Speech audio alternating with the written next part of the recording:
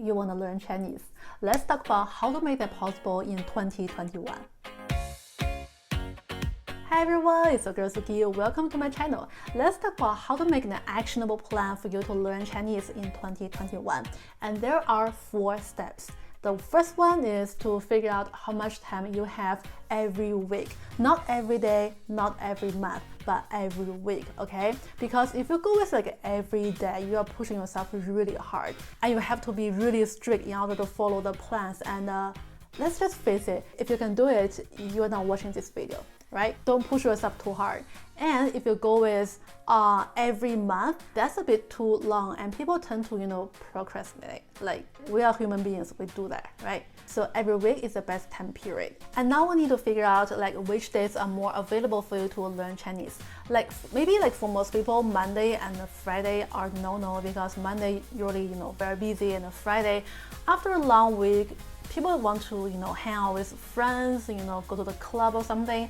So Monday and Friday maybe a no. So that leaves Tuesday, Wednesday, and a Thursday. And people may want to do some workout, go to the gym at least once per week. So maybe just let's say Tuesday and Thursday.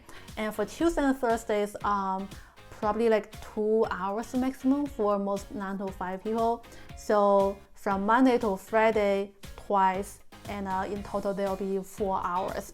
And on Saturdays and Sundays, you probably don't want to spend 2 days studying Chinese, right? However, you can spare maybe a couple of hours on Sunday morning to learn Chinese, right? So let's say 3 hours on Sunday morning. So in total, there will be 4 plus 3, which is 7 hours per week. So it's said in total you have 7 hours per week, and it is Tuesday and a Thursday and a Sunday. And then it's a second step, which is to figure out your specific goal. Not just your goal, but you have to be really specific about it. Like for example, let's say your goal is to communicate with native speakers. That is not a specific goal. Like what is being able to communicate? That's not specific at all, right? Opposed to you want to memorize 100 Chinese words.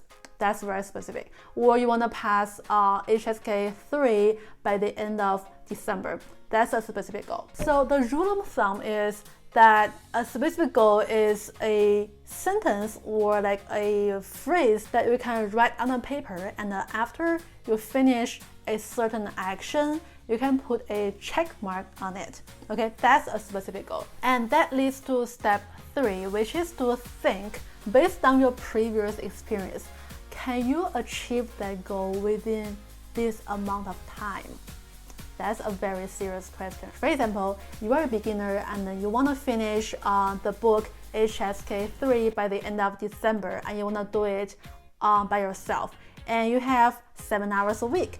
Is that even possible?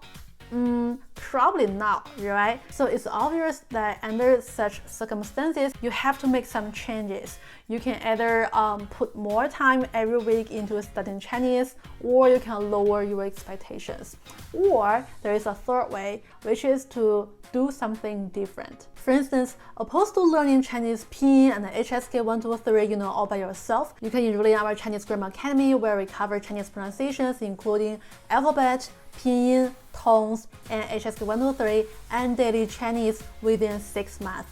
So that's a yes. And there will be video lessons where you can rewatch as many times as you want, and there will be live stream classes where you can interact with native speakers. And whenever you have any questions, you can just go to your private tutors for help. Step number 4, you want to spice it up a little bit. Since you are watching this video, I assume you are like me, who cannot sit here for a couple of hours and studying grammar.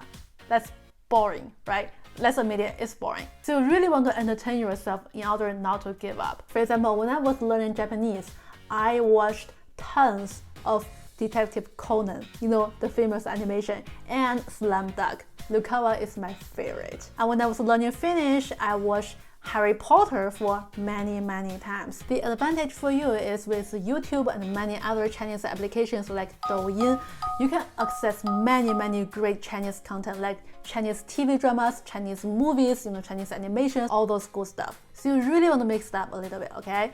And for any languages, not only for Chinese, there are 听说读写, which are 听 listening, 说 speaking, 读 and that is reading, and 写, which is writing. And based on your specific goal, you may have different priorities. For example, your priority is listening, and you can do that by watching more TV dramas. Or your priority is to speak with native speakers, and you are a student from our Chinesegram Academy. You can certainly do that with your private tutors. Alright guys, this is all for today's video. I hope you have an actionable plan by now. And let me know what your specific goal is in the comment below, okay? And I'll put a link to the Chinesegram Academy in the description below. Make sure to go and check it out, okay? In the meantime, come hang out with me on my Instagram and YouTube at Sukie Chinese. My name is Sukie, and I'll see you next time.